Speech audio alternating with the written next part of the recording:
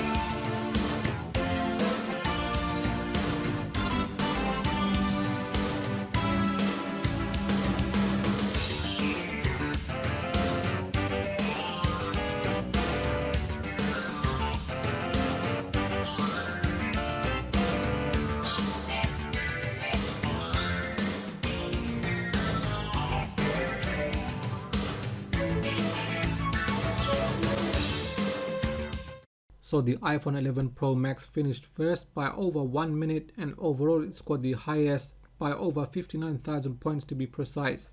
Now in the breakdown of the categories, the iPhone 11 Pro Max scored higher in each of the categories, and it just shows you that the A13 Bionic is a very powerful CPU. So that wraps it up for this AnTuTu benchmark comparison. What did you think? Do let me know in the comment section.